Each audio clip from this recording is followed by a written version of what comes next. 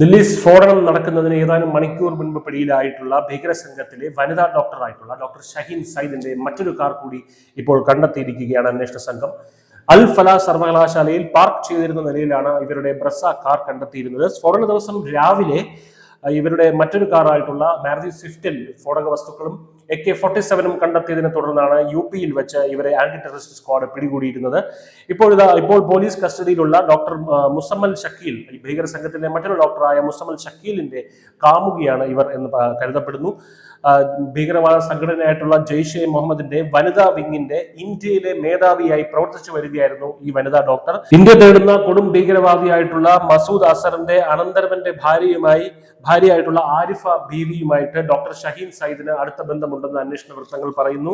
ഇവരുമായി ഷഹീൻ സമ്പർക്കത്തിലായിരുന്നുവെന്നും അന്വേഷണ വൃത്തങ്ങൾ പറയുന്നുണ്ട്. ഇതോടെ ഡൽഹി സ്ഫോടനത്തിന്റെ കണ്ണുകൾ നീളുന്നത് നമ്മൾ എല്ലാവരും പ്രതീക്ഷിച്ചതുപോലെ തന്നെ പാകിസ്ഥാനിലേക്കാണ്, പാകിസ്ഥാനിലെ ഭീകര സംഘടനകളിലേക്കാണ്. ഇനി വരും മണിക്കൂറിൽ വരുന്ന വാർത്തകൾ വളരെ നിർണായകമാണ് ഇന്ത്യയെ സംബന്ധിച്ചിടത്തോളം. ഇന്ത്യ എന്ത് നടപടികളായിരിക്കും ഇനി എടുക്കുക എന്നുള്ളത് ഈ വരുന്ന വാർത്തകളിൽ ആസ്പദമാക്കിയായിരിക്കും. News desk, news India Malayalam.